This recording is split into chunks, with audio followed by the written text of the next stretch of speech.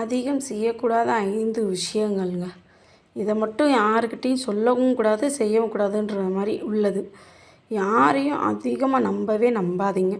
இப்போ நல்லா பேசுவாங்கங்க. நம்மக்கிட்ட நல்லா பேசுகிறாங்களேன்னு சொல்லிட்டு அக்கம் பக்கத்தில விடுவோம். மனச தொறந்து வீட்ல இதெல்லாம் நடக்குது, கஷ்டமா இருக்குது அப்படின்னு சொன்னோம்னு வச்சுக்கோங்களேன், "அப்படியாப்பா! ஐயய்யோ! உனக்கா இப்படி?" அப்படின்லாம் சொல்லுவாங்க.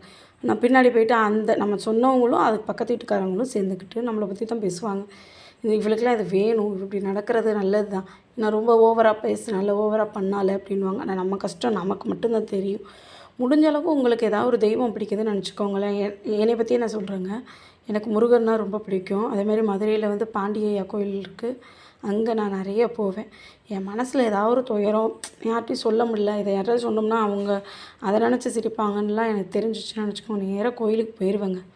போயிட்டு நான் பாட்டுக்கு சாமி முன்னாடி உட்காந்து என் மனசில் இருக்கிறதெல்லாம் அவர்கிட்ட சொல்லிவிட்டு ஒரு விளக்க போட்டுட்டு, நீ தான்ப்பா கேட்கணும் அப்படின்ட்டு வந்துக்கிட்டே இருப்பேன். என் மேலே தப்பு இருக்குது இல்லைன்றது எனக்கு தெரியாதுங்க. ஏன் இப்படி சொல்கிறேன்னு வச்சுக்கோங்க, நம்ம ஒருத்தவங்க மேலே கம்ப்ளைண்ட் பண்ணுறோன்னும் போது அவங்களுக்கும் நம்ம மேலே ஒரு கம்ப்ளைண்ட் சொல்கிறதுக்கு இருக்கும். அப்படின்னும்போது யார் மேலே தப்பு யார் மேலே சரின்னு யாராலையும் சொல்லவும் முடியாது. கோவத்திலேயே ஒரு வார்த்தை பேசுகிறோம், இல்லை ஒரு கோவத்திலேயே ஒருத்தவங்ககிட்ட சொல்கிறோம்னாலும், அது யார் மேலே கரெக்டு, யார் மேலே தப்புன்னுலாம் சொல்ல முடியாது. சாமிக்கிட்ட சொல்லிட்டு வந்துட்டோம்னு வச்சுக்கோங்களேன், அவர் போய் யார்ட்டயும் சொல்ல போகிறதும் கிடையாது. இந்த பிள்ளைக்கு இப்படி வேணும்லாம் நினைக்க போகிறது கிடையாது. நம்ம பிள்ளை நம்மகிட்ட சொல்லியிருக்கு, முடிஞ்ச அளவுக்கு நல்லபடியாக அந்த பிள்ளைக்கு சரி பண்ணி கொடுப்போம் தான் எந்த தெய்வமும் நினைக்குமே தவிர, நம்மளை நினச்சி பின்னாடி சந்தோஷமாக சிரிக்க போகிறதெல்லாம் கிடையாதுங்க. முடிஞ்ச அளவுக்கு உங்களுக்கு ஒரு சாமி பிடிக்குன்னா, அந்த சாமிகிட்ட போய் சொல்லி அழுதுருங்க. வேறு யாருக்கிட்டேயும் சொல்லி அழுகாதீங்க. அதுதான் ரொம்ப நல்லது. அடுத்து வந்து நான் யார்கிட்டயும் இது பண்ணக்கூடாதுன்னு சொல்ல வேண்டியது, அதிகமாக எதிர்பார்க்காதீங்க. அது ரொம்ப நல்லது. ஏன் தெரியுமா சொல்கிறேன்? இப்போ நம்ம ஒருத்தவங்கக்கிட்ட இவங்க நமக்கு சப்போர்ட் பண்ணுவாங்க, நமக்கு இந்த கஷ்டம், இப்போ போய் அவங்ககிட்ட கேட்டோம்னா அவங்க நமக்கு செய்வாங்கன்னு மட்டும் யாரையுமே நம்பாதீங்க. அது நம்ம பெற்றவங்களா இருந்தாலும் சரி, இல்லை நம்ம சொந்தக்காரங்களா இருந்தாலும் சரி, அக்கம் பக்கத்தில் இருந்தவங்களாலும் சரி. ஏன் அப்படி சொல்கிறேன்னா, நமக்கு இன்றைக்கி கஷ்டம், நம்ம போய் அவங்ககிட்ட கேட்குறோம், ஒரு வேலை செஞ்சுட்டாங்கன்னு நினச்சிக்கோங்களேன், ஒரு வேலை செஞ்சுட்டாங்கன்னு நினச்சிக்கோங்க. அது நாளைக்கு ஒரு கஷ்டம் அவங்களுக்கு கேட்குற நேரம் அவங்கள கொடுக்க முடியலன்னு நினச்சிக்கோங்களேன், அன்னைக்கு இருக்குது நமக்கு கச்சேரின்ற மாதிரி தாங்க. நான் அன்றைக்கி அவளுக்கு அவ்வளோ கஷ்டம் செஞ்சேன் தெரியுமா? ஆனால் இன்றைக்கி எனக்கு கஷ்டம் அவள் செய்யல. ஆனால் நமக்கு அன்றைக்கி நிச்சயமாக செய்ய முடியாது தான். செய்ய முடிஞ்சு யாரும் ஒருத்தவங்ககிட்ட ஒரு கஷ்டப்போ நமக்கு உதவி செஞ்சவங்களுக்கு திருப்பி செய்யாமல் இருக்கும்னு நினைக்கவே மாட்டாங்கங்க. அன்றைக்கி நம்மளால் செய்ய முடியலன்னு வச்சுக்கோங்க, அன்றைக்கி அவங்க பேசுகிறதும் அது இருக்கிற எல்லா சொந்தக்காரங்க காதுக்கும் போயிட்டு நம்ம திருப்பி நம்ம காதுக்கு வரும்போது அவ்வளோ வலிக்கும். அதனால் சொல்கிறேன், யாராக இருந்தாலும் சரி, கஷ்டம் எனக்கு செய்யுங்கன்னு சொல்லாதீங்க. உங்களுக்கு ரொம்ப முடியல, அந்த காசு நம்மளால் புரட்ட முடியலன்னு வச்சுக்கோங்க, வீட்டில் ஒரு நகை இருக்குன்னு வச்சுக்கோங்க, டக்குன்னு கொண்டு போய் பேங்க்கில் வச்சுட்டு அந்த கஷ்டத்த அடைச்சிருங்க, அந்த கடனை அடைச்சிருங்க. அடைச்சிட்டு அதுக்குள்ளே எடுத்து வைக்கிற அந்த அமௌண்ட்டை கொஞ்சம் கொஞ்சமாக பேங்க்கில் கட்டி நகையை திருப்பிக்கோங்க. அடுத்தவங்கள்ட்ட போய் சொல்லி எனக்கு ஹெல்ப் பண்ணுங்கள், இன்னைக்கு கஷ்டம், நான் உங்களுக்கு 2 நாள் செய்கிறேன் 3 நாள் செய்கிறேன், அந்த இதுவே வேணாம்.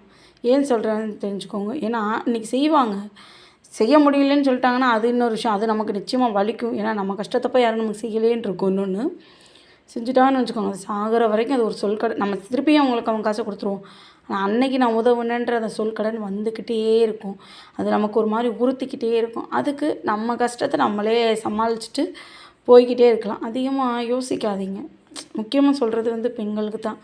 ஏன்னா வீட்டில் இருக்கணும்போது நம்ம குழந்தைங்களுக்கு அடுத்து என்ன செய்ய போகிறோம், எப்படி சேர்க்க போகிறோம், சரி நாளைக்கு நம்ம வீட்டுக்காரருக்கு எப்படி செய்வோம், நாளைக்கு அவங்க நல்லா இருக்கணுமே அப்படின்னு சொல்லி நிறைய யோசிக்காதீங்க. யோசிச்சிங்கன்னு வச்சுக்கோங்க, அதுவே ஒரு மாதிரி தலைவலி வரும், அதுவே உடம்ப போட்டு பாடாக படுத்தும். அதுக்கு நீங்கள் அதை யோசிக்காமல் ஆண்டவன் விட்ட வழி. இப்போ உங்களுக்கு ஒரு சாமி பிடிக்குன்னு வச்சுக்கோங்க, நான் முக்கியமாக நினைக்கிறது அதானே, எங்கள் அப்பயே முறையும் பார்த்துப்பார், எனக்கு வேண்டதை செய்வார் அப்படின்னு தான் நினச்சிட்டு நான் விட்டுருவேன். அதே மாதிரி நிறைய கஷ்டம் இருக்குன்னு வச்சுக்கோங்களேன், உங்கள் குலதெய்வத்தை ரொம்ப கும்பிடுங்க. உங்கள் குலதெய்வம் தான் உங்களை காப்பாற்றும்.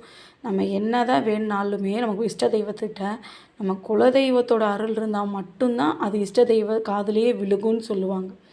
அப்படின்னும்போது நம்ம குலதெய்வத்துக்கிட்ட நிறைய வேண்டுதல் வச்சு நம்ம குலதெய்வத்தை கும்பிடுறதுனால குலதெய்வம் தான் நமக்கு இஷ்ட தெய்வத்திட்ட போய் சொல்லும், என் பிள்ளை இப்படி கஷ்டப்படுதுன்னு சொல்லுதுப்பா, கொஞ்சம் செய்யுங்கப்பா அப்படின்ற அந்த அருள் கிடைக்க வேண்டியது வந்து குலதெய்வம் தான். குலதெய்வத்தோட அருள் இருந்துச்சுன்னு நினச்சிக்கோங்களேன், அந்த வீடு செல்வ செழிப்பில் நிறையாவே இருக்கும். அதிகமாக அன்பு வேணாங்க யார்கிட்டையுமே. சரிங்க, நல்லா பேசுகிறாங்க, இவங்க ரொம்ப நல்லவங்க, நமக்கு நல்லது மட்டும்தான் செய்வாங்க, அவங்கக்கிட்ட நம்ம கஷ்டத்தெல்லாம் சொல்லலான்றதெல்லாம் வேண்டவே வேண்டாம். ஏன்னா நம்மக்கிட்ட பண்பாக பேசுகிறாங்க, பின்னாடி நம்மளை பற்றி எப்படி யோசிக்கிறாங்கன்னு தெரியாது, எப்படி பேசுகிறாங்கன்னு தெரியாது. நம்ம நினைக்கிறோம் நம்ம மேலே ரொம்ப அன்பாக இருக்காங்க, ஐயோ அந்த பிள்ளை இவ்வளோ கஷ்டப்பட்டு நல்லா இருக்கணுமா, நீ நல்லா இருப்பம்மான்னுலாம் சொல்லுவாங்க. ஆனால் உண்மையுமே சொல்கிறேன், யாருமே சரி 100% நம்மளை அந்தளவுக்கு அன்பாக நினப்பாங்களான்னு எனக்கு தெரியவே தெரியாது. நம்ம வீட்டுக்காரங்க, நம்ம குழந்தைங்கள தவிர நம்ம மேலே ரொம்ப அன்பாக இருப்பாங்கன்றது யாரையுமே நிறைய யோசிக்கவும் முடியாது, நம்பவுமே முடியாதுங்க. அதனால தான் சொல்கிறேன், அதிகமாக இது பண்ணவே வேணாங்க. நிறைய பேர்ட்ட அன்பு எதிர்பார்த்து ஏமாறுறது, அதே மாதிரி நிறைய நடந்து முடிஞ்சதை பற்றியே யோசிச்சுக்கிட்டே இருக்க வேணாங்க. இப்படி இவங்க எனக்கு இப்படி பண்ணுவாங்கன்னு நான் நினச்சே பார்க்கல, எனக்கு இவங்க இப்படி பண்ணிட்டாங்க, இவங்க எனக்கு இவ்வளோ கஷ்டத்தை கொடுப்பாங்கன்னு நினச்சி பார்க்கல, பண்ணிட்டாங்க அவ்வளோதாங்க. அதை நினச்சி நம்ம அழுது ஒன்றா அப்புறத்தில் நம்ம உடம்பு தான் வருந்தும். நம்ம கஷ்டப்பட்டோன்னா நம்ம பிள்ளையை கஷ்டப்படுவாங்க, நம்ம வீட்டுக்காரங்க கஷ்டப்படுவாங்க. அப்போ நம்ம குடும்பத்தோட நிம்மதி தான் குலையும் அந்த இடத்துல. அதனால் அதை முடிஞ்ச அளவுக்கு முடிச்சிடுங்க. செஞ்சுருக்க, எனக்கு நீ இப்படி செஞ்ச, ஆண்டவன் உன்னை பார்த்துப்பார், அவ்வளோதான், முடிச்சுட்டு போயிருங்க. அதை போயிட்டு ஒரு 4 பேர்கிட்ட சொல்லி இது பண்ணுறதோ, இல்லை ஏன் எனக்கு மட்டும் இப்படி நடக்குதுன்னு நம்ம நினச்சி வருந்துறதோ வேண்டவே வேணாங்க. நமக்கு ஒருத்தவங்க ஒன்று செஞ்சாங்கன்னா அதுக்குள்ளே பலனை ஆண்டவன் அவங்களுக்கு கொடுப்பாருன்னு மட்டும் நம்பிட்டு போய்கிட்டே இருப்போங்க. அதுக்குள்ளே தான் அவங்களுக்கு கிடைக்கும். நல்லதோ சரி, கெட்டதும் சரி, இப்போ நானுமே சரி, இல்லை நீங்களும் சரி, நம்ம செஞ்சது நமக்கு நிச்சயம் கிடைக்கும். நல்லதாக இருந்தாலும் சரி, கெட்டதாக இருந்தாலும் சரி, நம்ம அனுபவிச்சுட்டு தான் இது பண்ண போகிறோம். அப்படின்னும்போது அவங்க பண்ணதுக்கு அவங்க ஆண்டவன் கொடுப்பான்னு நினச்சிட்டு போயிருங்க. அதை நினச்சி ரொம்ப வருந்த வேண்டாங்க. எனக்கு தெரிஞ்சது அதாங்க. ரொம்ப அதை நினச்சி வருந்தி ஒன்றும் ஆக போகிறது இல்லைங்க. நமக்கு தான் உடம்பு சரியில்லாமல் போகும், இல்லை நம்ம ஃபேமிலி தான் நம்மளை பற்றியே நினப்பாங்க. ஐயோ ஏன் இந்த பிள்ளை அதையே நினச்சிக்கிட்டு இருக்கு, அதை நினச்சே வாடுதே அப்படின்னு நினப்பாங்க. அதனால் அதை பற்றி நினைக்காதீங்க. நல்லதே நடக்கும் அப்படின்னு மட்டும் நினைப்போம். நம்ம சாமி நமக்கு துணை இருக்கும். எந்த தெய்வமாக இருந்தாலும் சரி, ஏசப்பாவாக இருந்தாலும் சரி, அல்லாவாக இருந்தாலும் சரி, முருகராக இருந்தாலும் சரி, நமக்கு நல்லது மட்டும்தான் செய்வாங்கன்னு நம்புவோம். அவங்க நமக்கு நல்லதை மட்டும்தான் செய்வாங்க.